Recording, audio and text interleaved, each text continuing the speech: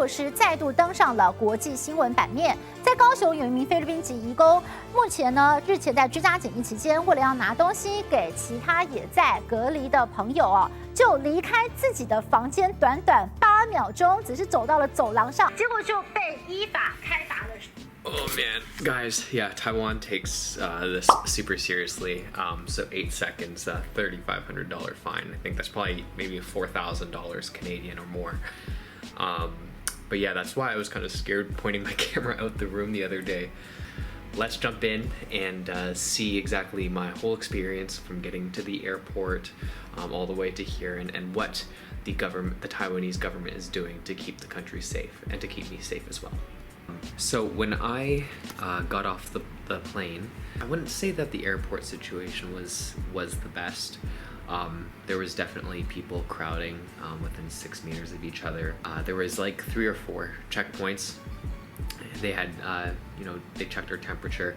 I wouldn't say that the whole airport situation was anything better than what I would expect from Canada or the US. When I got out, and I don't know if this is scientific or if this actually does anything, but when I was lining up for my taxi, this guy came and he just sprayed my whole body with like Lysol or hand sanitizer or something, and he even sprayed my eyes. He did say sorry about that. I signed a form with my hotel, my phone number, and there was an official there who took that information, and he also took the information of the taxi driver who was driving me, just that way so there was contact tracing between me and the driver. So, if I got sick or if the driver was sick or whatever, we are now connected, me and that taxi driver. One other nice thing was the taxi rides. Because we're forced as foreigners to go into these quarantine hotels, the taxi drive was somewhat subsidized. So it was 1,000 new Taiwanese dollars, and anything over $1,000, so they ran the clock, and anything over that was paid by the government. I asked some friends here, and there was no need to pay a tip to that taxi driver. Once I got to the hotel, I had to wait in the taxi. The taxi then went into an underground garage where they had a special check-in for me. They put these on my boots so that, I guess, contamination wouldn't get anywhere into the hotel. I had gloves put on me. I filled out a bunch of other forms, and then they actually took all of my stuff, put it in my room for me, so that was super nice because I had a bunch of stuff. And then I was given a key and I was told to go to the 7th floor. So would I be able to get anyone sick being in this hotel room? I highly doubt it.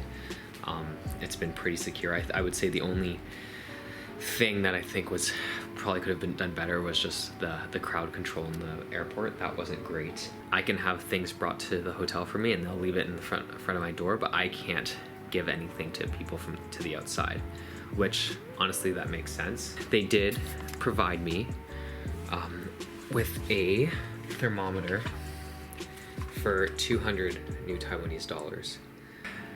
Now let's get into this care package.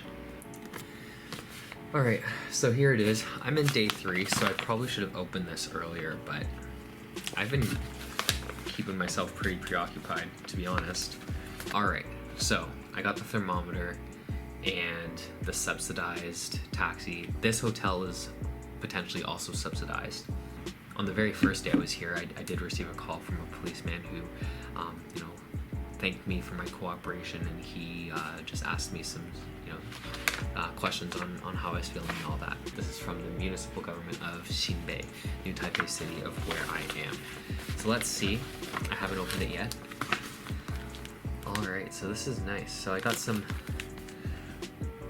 made in Taiwan masks. So it's just saying like, dear citizen friend, hello. Dear citizen friend.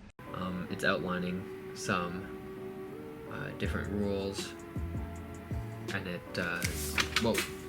ends with just wishing me health and peace and happiness, and it's from the mayor. And they've also given me some instructions on how to wear a face mask. Here's some different apps that I can use to kind of better understand my health and keep track of my health. So the hotel that I'm at is actually completely secret.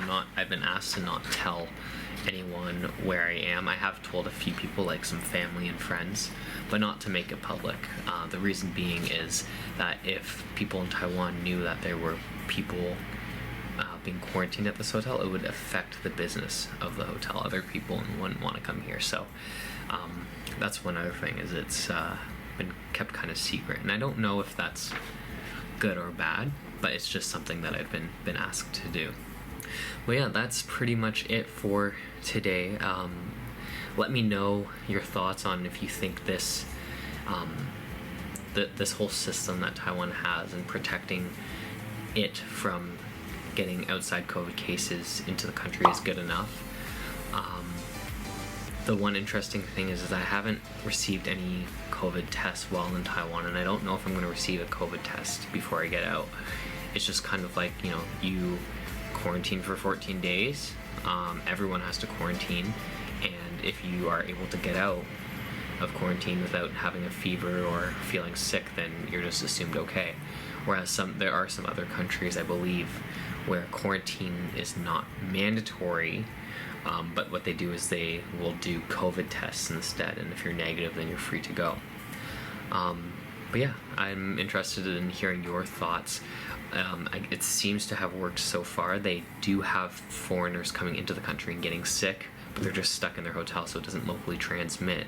No foreigner has come out of quarantine and spread COVID to other people. So yeah, let me know your thoughts. Do you think some of these gestures of providing subsidization for transportation to quarantine hotels and possibly subsidizing the hotels themselves, do you think these are kind of enough to help people obey and follow quarantine? To me, I think really it's the punishment of what happens if you break quarantine.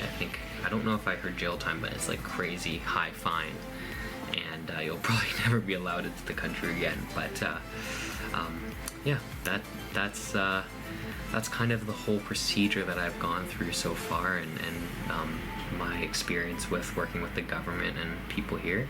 And yeah, I'll talk to you guys later.